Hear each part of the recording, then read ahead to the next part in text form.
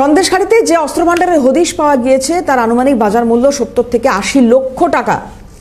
আগ্নেয়াস্ত্র সম্পূর্ণ যা বাজেয়াপ্ত করা হয়েছে। চীনা বন্দুক পাওয়া গিয়েছে, 9টি পিস্তল, 7টি রিভলভার, 300 থেকে 400 রাউন্ড কার্তুজ, 2টি ব্যাগ ভর্তি বোমা।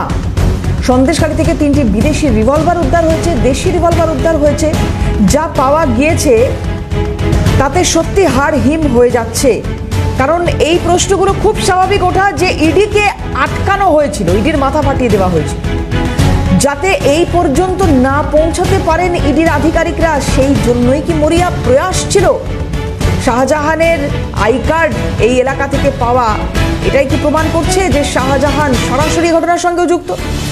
শুভজিৎ আমাদের প্রতিনিধি রয়েছেন, সরাসরি কথা বলবো শুভজিতের সঙ্গে। শুভজিৎ, জানবো তোমার কাছে যে এই একটা ঘটনা অনেক প্রশ্ন তুলে দিল, কোন প্রশ্নগুলো এই মুহূর্তে সিবিআই কেও ভাবাচ্ছে? কারণ সিবিআই তদন্তে এই বিষয়টা সর্বপ্রথম সামনে আসে।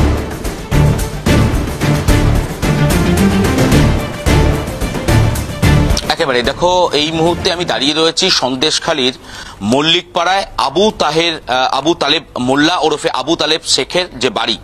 এই বাড়িতে গতকাল সিবিআই আধিকারিকেরা পৌঁছয়। তার পরবর্তীতে তল্লাশি অভিযানে দেখা যায় যে বিপুল পরিমাণে এখান থেকে বোমা উদ্ধার করা হয়, আগ্নেয়াস্ত্র উদ্ধার করা হয়।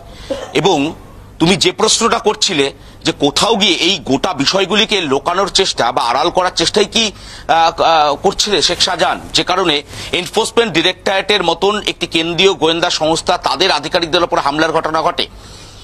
একেবারেই কোথাও গিয়ে এই প্রশ্নটার কিন্তু কোথাও গিয়ে উত্তর কিছুটা হলেও কিন্তু স্পষ্ট হচ্ছে। আর গতকালের যে ঘটনা, গতকাল যে বাড়িতে তল্লাশি অভিযান সিবিআই আধিকারিকেরা চালায় এবং আমরা দেখাই, এবং আমরা যে সিবিআই সূত্র মারফত যে খবর পেয়েছিলাম যে এই বাড়িতে যখন সিবিআই আধিকারিকেরা প্রবেশ করেন, ঠিক বাড়ির যে অংশে সর্বপ্রথম তাদের নজর পড়ে সেই অংশটার একটু ছবি দেখাতে বলবো আমার চিত্র সাংবাদিক মদনকে।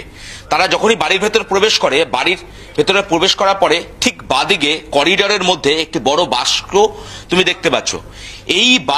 এই বাস্কর ভেতরে যখন তারা বাস্কটিকে খোলে, সর্বপ্রথম তারা ফায়ার আর্মস দেখতে পায় বাক্সর ভেতরে। তখনই তারা সন্দেহ করে যে এই বাড়ির মধ্যে বিস্ফোরক থাকতে পারে, আরো ফায়ার আর্মস থাকতে পারে। এবং সেই হিসাবে কিন্তু তারা তাদের যে তদন্ত, তাদের যে এই সার্চ অপারেশন, সেই সার্চ অপারেশন তারা চালাতে থাকেন। এবং বাড়ির যে মেঝের অংশগুলি তোমাকে একটু দেখানোর চেষ্টা করব। এই মুহূর্তে বাড়ির ভেতরের অংশ তুমি দেখতে পাচ্ছ, বেশ কয়েকটি জায়গায় এখনো পর্যন্ত মাটি দেখতে পাওয়া যাচ্ছে। এবং তোমাকে এই মুহূর্তে একটু দেখানোর চেষ্টা করি, বাড়ির একদিকে যেরকম ভেতরের অংশ, তোমাকে যে অংশের ছবিটা এই মুহূর্তে তুলে ধরলাম, যে বক্সের ছবিটা তোমাকে তুলে ধরলাম, এই বক্সের ভেতর থেকে সর্বপ্রথম ফায়ার আর্মস উদ্ধার করে তদন্তকারী আধিকারিকরা, সিবিআই এর আধিকারিকরা। পরবর্তীতে দেখা যায় যে বাড়ির বাইরের যে অংশ তুমি এই মুহূর্তে দেখতে পাচ্ছ, সে বাইরের অংশে মাটি স্ল্যাব পড়ে রয়েছে।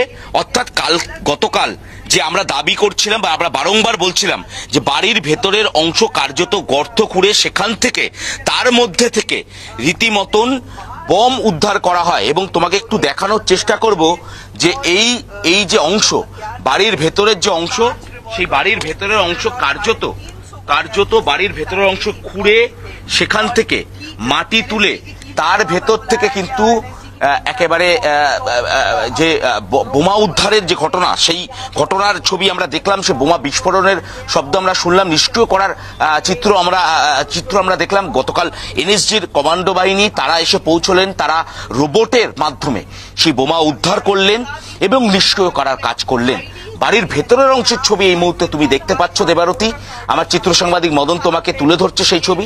বাড়ির ভেতরের এই যে ঘরটি, একেবারে সামনের যে অংশের যে ঘরটি রয়েছে, সেই ঘরের ভেতর থেকে কিন্তু কার্যত মাটি খুঁড়ে সেখান থেকে কিন্তু বিভিন্ন রকমের ফায়ার আর্মস উদ্ধার করা হয়। এবং এই যে বিদেশি বন্দুক তার বাড়িতে কিভাবে এসে পৌঁছলো, তার কারণ আমরা এর আগে যে কোনো রিকভারির ক্ষেত্রে দেখেছি ইন্ডিয়ান মেড অথবা হ্যান্ডমেড পিস্তল বা বন্দুক আমরা এর আগে দেখেছি, কিন্তু গতকাল এতগুলি বিদেশি বন্দুক কিভাবে এই বাড়ি থেকে উদ্ধার করা হলো এবং এই বাড়িতে চায়না থেকে আমদানি করা হলো যে বন্দুক, সেই বন্দুক চায়না থেকে অর্থাৎ বিদেশের মাটি থেকে এই বাংলার মাটি, এই সন্দেশখালীর মাটিতে কিভাবে এসে পৌঁছলো, এই প্রশ্নের উত্তর কিন্তু এই মুহূর্তে তদন্তকারী আধিকারিকরা খুঁজে বের করার চেষ্টা করছেন। এবং তারা মনে করছেন যে বিপুল পরিমাণে যে ফায়ার আর্মস এখান থেকে উদ্ধার করা হলো, শুধু তাই নয়, শেখ শাহজাহানের নামে বন্দুকের লাইসেন্স এবং একাধিক নথি তারা উদ্ধার করেছেন। এবং এই নথি কিভাবে এখানে এসে পৌঁছলো, অর্থাৎ শেখ শাহজাহানের বাড়িতে যেদিন এনফোর্সমেন্ট ডিরেক্টরেটের আধিকারিকরা তল্লাশি করতে গিয়েছিলেন, সেদিন বাড়িতে প্রবেশ না করতে দেওয়ার মূল যে কারণ, সেই কারণ কি বাড়িতে মজুদ থাকা বোমা বা বন্দুক, যে কারণে তাদেরকে প্রবেশ করতে দেওয়া হয়নি? এ প্রশ্নের উত্তর কিন্তু এই মুহূর্তে সিবিআই আধিকারিকেরা খুঁজে বের করার চেষ্টা করছে। তোমাকে আরো একবার দেখানোর চেষ্টা করব। গতকাল রাত্রে আমরা জানিয়েছিলাম যে বাড়ির ভেতরের যে অংশ, অর্থাৎ এই দরজা খুলে যখন সিবিআই আধিকারিকরা বাড়ির ভেতর প্রবেশ করলেন, সর্বপ্রথম যে জিনিসের ওপরে তোমার নজর যাবে বা সাধারণ মানুষের নজর যাবে, তা হলো এই বড় একটি বক্স। এই বক্সের ভেতরেই কিন্তু মূলত বিভিন্ন ফায়ার আর্মস তারা দেখতে পান এবং এই ফায়ার আর্মস উদ্ধার করার পরে বাড়ির যে ভেতরের অংশের ছবিগুলো তুমি এই মুহূর্তে দেখতে পাচ্ছ, বিভিন্ন জায়গায় মেঝেতে প্লাস্টিক বেছানো রয়েছে। এই প্লাস্টিকের নিচের যে অংশগুলি, সেইগুলি কার্যত খুঁড়ে এখান থেকে বিভিন্ন রকম আর্মস, অ্যামুনেশন তারা উদ্ধার করে এবং বাড়ির এই যে করিডরটি রয়েছে, এই করিডরের ঠিক প্লাস্টিকের যে নিচে, সেখানে একটি চেম্বার করে সেই চেম্বারের অংশে কিন্তু মজুদ করে রাখা হয়েছিল বিদেশি ফায়ার আর্মস। এই ফায়ার আর্মস কিভাবে এখানে এসে পৌঁছলো, এ প্রশ্নের উত্তর যেরকম তদন্তকারী আধিকারিকরা খুঁজছেন, অন্যদিকে তদন্তকারী আধিকারিকরা তারা মনে করছেন এনফোর্সমেন্ট ডিরেক্টরেটের আধিকারিকদের উপরে যে হামলার ঘটনার কথা আমরা বলছি, সেই হামলার ঘটনার পেছনে নেপথ্যে যারা ছিলেন এবং যে কারণে তাদের উপরে হামলা চালানো হলো, সেই কারণ নির্বাচন কমিশনের তরফ থেকে যে খবর এসছে ইতিমধ্যেই, যে এই সন্দেশখালী এলাকাকে পুরোটাই স্পর্শকাতর ঘোষণা করা হয়েছে, বসিরহাটকে স্পর্শকাতর ঘোষণা করা হয়েছে এবং ডেফিনেটলি সন্দেশখালী তার মধ্যে রয়েছে। এবং গতকালের ঘটনা তাকে সামনে রেখেই এই স্পর্শকাতর ঘোষণা করা। 800 কোম্পানি কেন্দ্রীয় বাহিনী দিয়ে নির্বাচন হবে, এইরকম একটা পরিস্থিতিতে এখানকার মানুষ, তুমি আজ গতকাল থেকে রয়েছো, কথা বলেছো এখানকার মানুষের সঙ্গে, কি বলছেন তারা, কতটা আতঙ্কে রয়েছেন? আদৌ ভোট দান তারা খুব স্বাভাবিকভাবে শান্তিতে করতে পারবেন তো মনে হচ্ছে তাদের?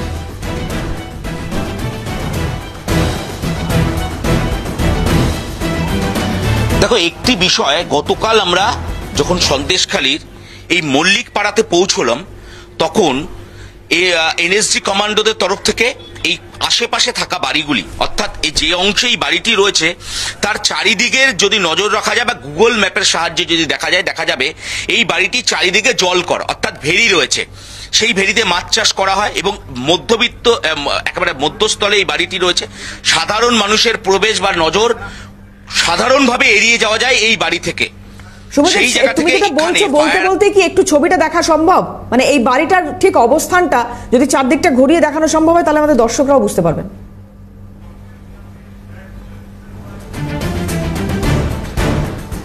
একেবারে দেবরতী, তোমাকে একটু চেষ্টা করবো, আমার চিত্র সাংবাদিক মদনকে বলবো ছবিটা তুলে ধরা। এটি এই যে বাড়িতে আমরা এই মুহূর্তে দাঁড়িয়ে রয়েছি, তার যে পাশের যে অংশ তুমি এই মুহূর্তে দেখতে পাচ্ছ, তার প্রতিটি অংশে কিন্তু চারিদিকে কিন্তু জল রয়েছে এবং ভেরি রয়েছে। সাধারণত এখানে মাছ চাষ করা হয়। চারিদিকেই তুমি নজর রাখলে দেখতে পাবে বাড়ির সমস্ত অংশ। আমরা প্রতিটা অংশ থেকে সিএনএর দর্শকদেরকে এই বাড়ির অবস্থানটি বোঝানোর চেষ্টা করব। বাড়ির উত্তর, দক্ষিণ, পূর্ব এবং পশ্চিম এই চারিদিকে কার্যত কিন্তু শুধুমাত্র এই মাছের ভেরি ছাড়া আর কিছু নেই। অর্থাৎ এই অংশে যদি কোনো মানুষকে প্রবেশ করতে হয়, তাহলে অনেকটা পথ পেরিয়ে, মূল রাস্তা থেকে অনেকটা পথ পেরিয়ে তাদেরকে প্রবেশ করতে হবে এবং সাধারণ মানুষের আসা যাওয়া যে এ পথে নেই, তা কার্যত বলাই চলে। এবং যারা এইখান থেকে 200 বা 300 মিটার দূরত্বে রয়েছেন, তাদের প্রত্যেককেই কিন্তু গতকাল এই অংশ থেকে সরিয়ে ফেলা হয়েছিল। তার কারণ কিন্তু একটাই দেবরতী, যে এই বাড়িতে থাকা বিপুল পরিমাণে বোমা যদি কোনোভাবে বিস্ফোরণ ঘটে, সেক্ষেত্রে বহু মানুষের ক্ষতি হতে পারে বলেই কিন্তু তদন্তকারী আধিকারিকরা মনে করছিলেন। যে কারণে এই বাড়ির আশেপাশে থাকা যে কয়েকটি বাড়ি রয়েছে, যাদের সাধারণত যারা এই যে মূল রাস্তা, তোমাকে একটু দেখানোর চেষ্টা করব, সেই মূল রাস্তা থেকে কিন্তু একেবারে মূল রাস্তা তুমি দেখতে পাচ্ছ, সেই মূল রাস্তা থেকে একটি মাত্র সিঙ্গেল রোড এই বাড়ি পর্যন্ত পৌঁছেছে। এই বাড়ির আশেপাশে অন্য কোনো যেরকম বাড়ি নেই। একই সঙ্গে এই রাস্তা ব্যবহারকারী কোনো পরিবারই কিন্তু সাধারণত এই রাস্তা ব্যবহার করে না। তার কারণ এর পাশের যে অংশের বাড়িগুলি এই মুহূর্তে তুমি দেখতে পাচ্ছ, সেই অংশের বাড়িগুলির রাস্তা কিন্তু একেবারে অন্য দিক থেকে, যে কারণে তাদের সাধারণত এই রাস্তা ব্যবহার করতে হয় না, এবং তাদেরকে যখন সরিয়ে ফেলা হয় এই অংশ থেকে, তখন কার্যত তাদের চোখে মুখে যে আতঙ্কের ছাপ বা আতঙ্কের ছবি আমরা দেখেছিলাম, বা তাদের মুখ থেকে যে আতঙ্কের কথা শুনেছিলাম, এই শুভজিৎ, আবু তালেব মোল্লা তার কি কোনো হদিশ পাওয়া যাচ্ছে? রিপোর্ট,